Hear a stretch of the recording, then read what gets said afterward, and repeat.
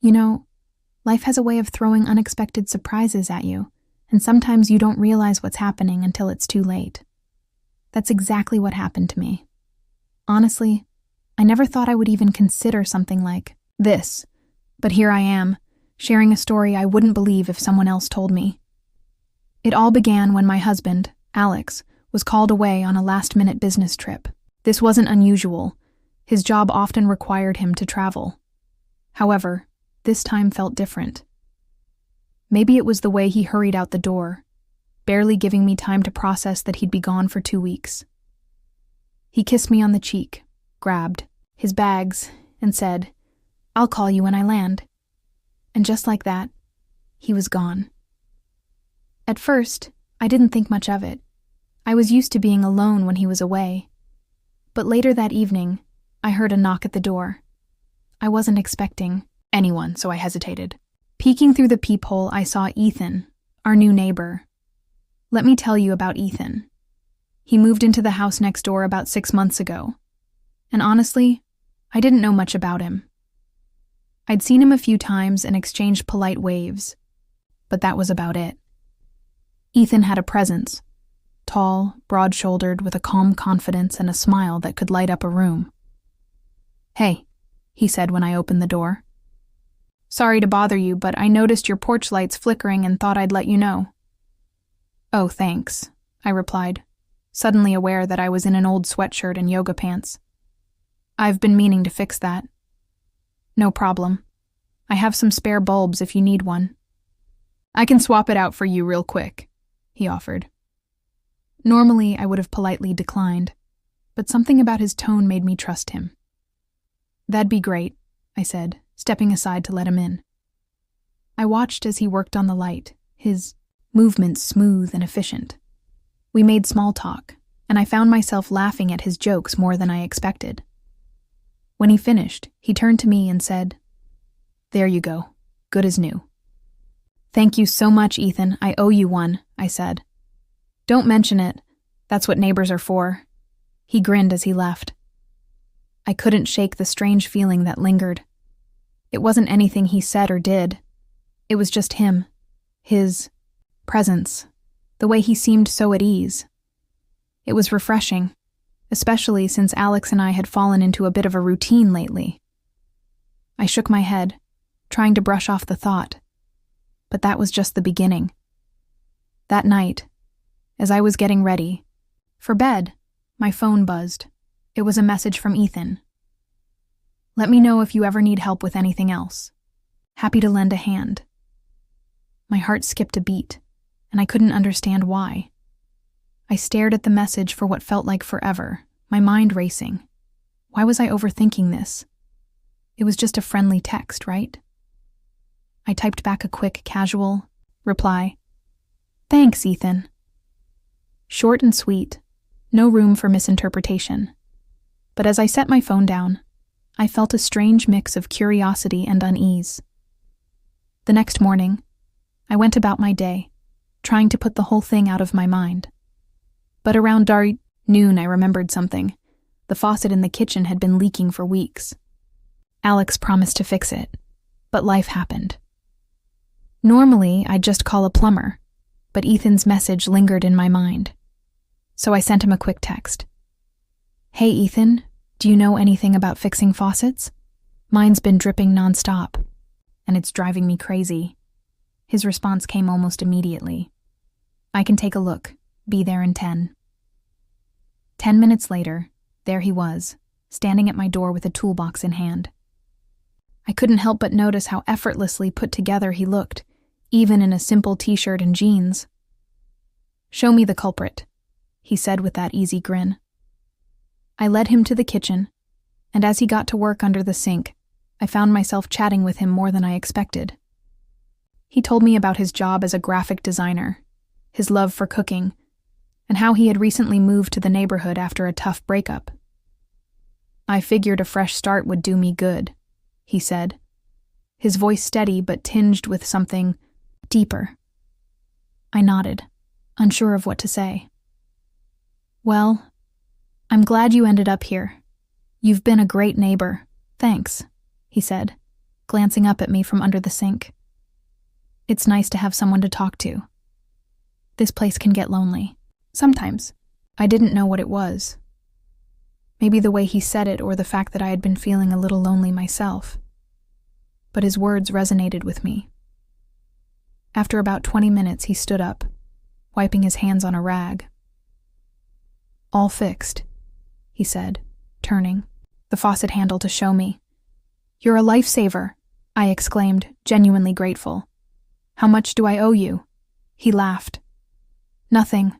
Consider it payback for all the times I've borrowed your Wi-Fi when mine went down."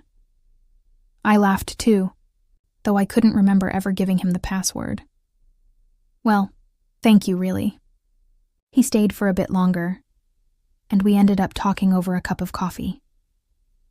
The conversation flowed so easily that before I knew it, an hour had passed.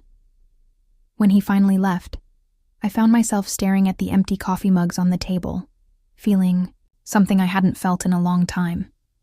That evening, as I scrolled through my phone, I saw a notification from Instagram. Ethan had followed me. My thumb hovered over the notification, hesitating for a moment before I tapped follow back. Over the next few days, things between Ethan and me remained normal, or at least that's what I told myself. He'd wave when I checked the mail, or send me a random funny meme that had me laughing out loud. It felt harmless, even refreshing. But then came Saturday. I had planned to spend the day catching up on chores, but as I was folding laundry, my phone buzzed with a message from Ethan. "Hey, I'm grilling out later. Want to join? Just a casual thing." I froze for a second, unsure how to respond. Alex was still out of town, and I didn't have any plans, but wasn't it weird? Then again, it was just a barbecue, a neighborly gesture, nothing more. "Sure, sounds great," I replied before I could overthink it. A few hours later, I found myself standing in Ethan's backyard, holding a plate of grilled chicken and vegetables. The setup was simple but inviting. A small table with a checkered tablecloth, a portable grill, and a cooler filled with drinks. "It's not much, but it works," Ethan said as he handed me a soda. "It's perfect," I replied, and I meant it. There was something so relaxed about the whole thing. A welcome change from the formality of dinners with Alex's work colleagues. As we ate, we talked about everything and nothing. Favorite movies, embarrassing childhood stories, even our worst cooking disasters. It felt so easy, so natural. At one point, Ethan leaned back in his chair and looked at me with a curious expression. "You know, you're not what I expected." I raised an eyebrow. "What's that supposed to mean?" He chuckled. "When I first moved in, I thought you'd be one of those distant neighbors who only waves out of obligation. But you're real, down to earth." I felt my cheeks flush. "Well, I could say the same about you. You've been more helpful in the past week than some people have been in years." He smiled, and for a moment, there was a silence that felt heavy. Not uncomfortable, but charged, like the air before a storm. I cleared my throat and stood up, breaking the moment. I should probably get going. I've got a million things to do tomorrow. "Of course," Ethan said, standing as well.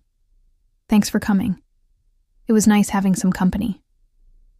"It was fun," I said, giving him a small smile. "Thanks for inviting me." As I walked back to my house, I couldn't shake the feeling that something had shifted.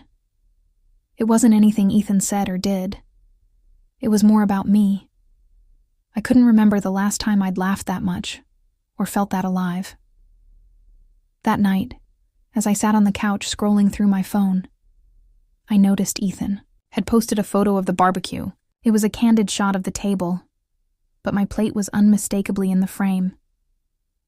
The caption read, "Good food, even better company." My heart raced as I stared at the screen. What did he mean by that? The next morning, I woke up with Ethan's Instagram post still on my mind. I couldn't tell if I was overthinking it or if there was something more to his words. I shook it off and busied myself with errands. But as the day went on, my phone kept lighting up with his name. First, he sent me a funny meme, then a random message about how his coffee machine had broken and he was tragically undercaffeinated. Each message seemed so casual, but there was a warmth to them that I couldn't ignore. By the afternoon, I found myself standing in my kitchen, staring at the untouched groceries I had just bought. My phone buzzed again. Ethan asking, "What's for dinner tonight? I might need to invite myself over if it's anything good." I laughed out loud, replying without thinking, "Only if you don't mind takeout. Cooking isn't happening tonight." "Perfect. I'll bring dessert," he responded. It felt so easy, too easy. But when he showed up that evening, I told myself it was still harmless. Neighbors share meals all the time, right? We sat in my living room, takeout boxes spread across the coffee table. Ethan had brought a small container of chocolate mousse he'd made, which turned out to be better than anything I'd had in a restaurant. "You made this?" I asked, incredulous. He grinned. "Cooking's kind of my therapy. It's how I unwind." "Well, it's unfair how good this is," I said, taking another bite. The conversation flowed like it always did, but tonight, there was something different in the air. The way he looked at me lingered just a little too long. The way I laughed at his jokes felt a little too free. At one point, Ethan leaned back, on the couch, his expression thoughtful. "You're really easy to talk to, you know that?" I glanced at him, trying to keep my tone light. "I'll take that as a compliment." "It is," he said, his voice quieter now. "I don't think I've felt comfortable around someone in a long time." I didn't know how to respond. His words stirred something in me, a mix of guilt and something else I wasn't ready to name. I looked away, focusing on the empty takeout containers. "I should probably clean this up," I said, standing quickly. "I'll help," Ethan offered, following me into the kitchen. We worked in silence for a few minutes, but the air between us was thick with unspoken words. As I reached for a dish towel, our hands brushed, and I froze. It was such a small thing, but it sent a jolt through me. "Sorry," he said softly, stepping back. "It's fine," I said, avoiding his gaze. "Thanks for helping with the dishes." Ethan grabbed his jacket, sensing the shift in the mood. "I should get going. Thanks for dinner and for letting me crash your evening."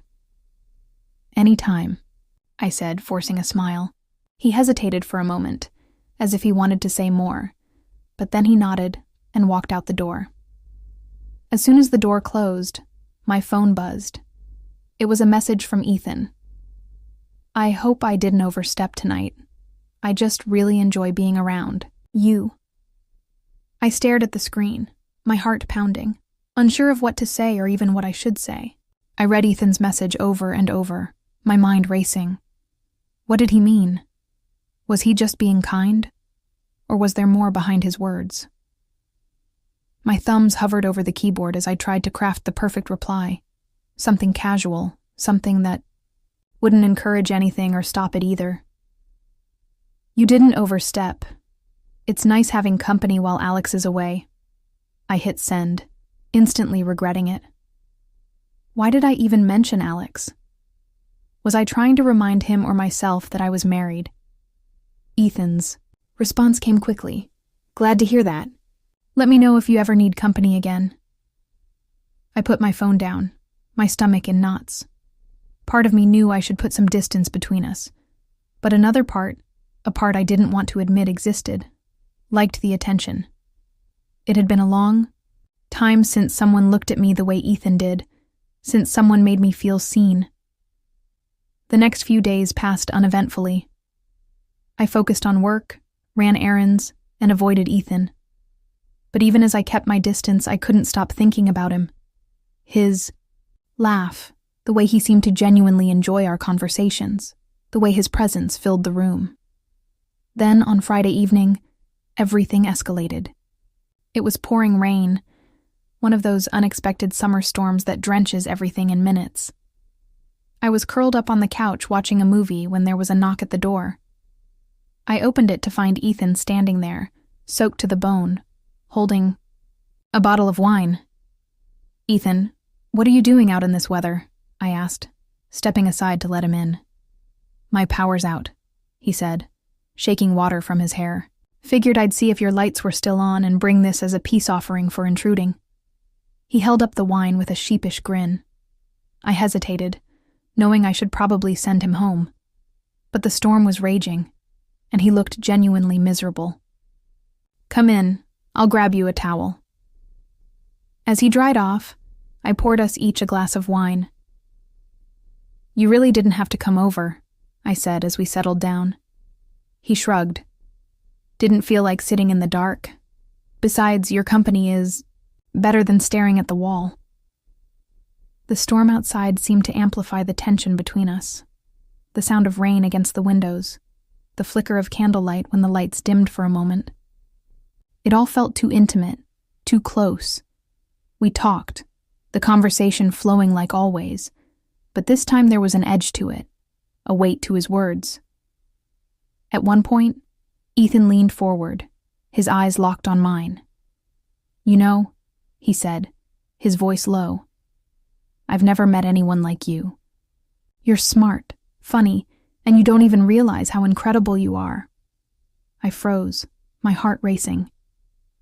"Ethan, He interrupted, leaning back and running a hand through his hair.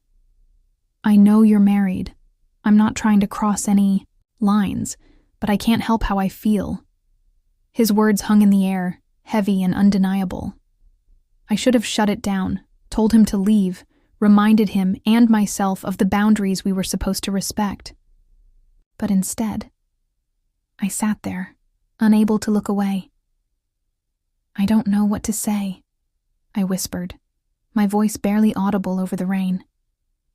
"You don't have to say anything," Ethan said, standing up. "I just needed to be honest with you." He walked toward the door, his hand on the knob. "I'm sorry if I've made things complicated. That was never my intention." "Ethan, wait," I said, standing without even thinking. He turned, and for a moment, it felt like the whole world stopped. The storm, the tension, the unspoken feelings. It all came crashing down around us. Ethan hesitated, his hand still on the doorknob. "If you tell me to leave, I will," he said quietly. "But if there's even a part of you that feels what I feel, just say the word." I stared at him, my heart in my throat, knowing that whatever I said next would change everything. The air between us was thick, the weight of his words pressing down on me. My mind screamed for me to stop this, to say the right thing, to draw the line. I knew we were dangerously close to crossing it, but instead of speaking, I stood there frozen, my heart pounding so loudly I could barely hear the rain outside. Ethan didn't move. He just stood by the door, waiting, giving me the space to decide. His restraint only made it harder. He wasn't pressuring me, wasn't pushing. He was just there. "I can't." I finally whispered, my voice trembling. "This isn't right. I know," he said softly, cutting me off. "I know it's not. But that doesn't change how I feel." He took a step closer, his eyes searching mine. "I'm not asking for anything. I just needed you to know." I couldn't breathe. My mind was a whirl of emotions, guilt, fear, confusion, and something else I didn't want to name. I felt trapped between what I knew was right and what my heart was screaming for me to do. "Ethan, we can't do this," I said, finally finding my voice. "We haven't done anything," he said, his tone steady but his eyes filled with something raw. "But tell me honestly, if he wasn't in the picture, would things be different?" The question hit me like a punch to the gut. I wanted to lie, to say no, to tell him that nothing would ever change. But I couldn't. "I don't know," I admitted, my voice barely audible. Ethan nodded, a sad smile playing on his lips. That's all I needed to hear. He turned back toward the door, his hand tightening on the knob. Good night, Evelyn. Good night, Ethan, I whispered, watching as he walked out into the storm, his figure disappearing into the darkness. I closed the door and leaned against it, tears streaming down my face. What had I done? What was I doing? The storm raged on outside, matching the turmoil inside me. I knew I had just dodged a bullet. Or maybe I hadn't. Because even though nothing had happened, the feelings were still there, lingering in the air like the scent of rain. You know, life can throw the most unexpected surprises your way, and sometimes you don't realize what's happening until it's already too late. That's precisely what occurred with me. Honestly, I never imagined I would even entertain the thought of something like this. But here I am, recounting a story I wouldn't believe if someone else shared it. If this story resonated with you, please like, share, and subscribe to my channel.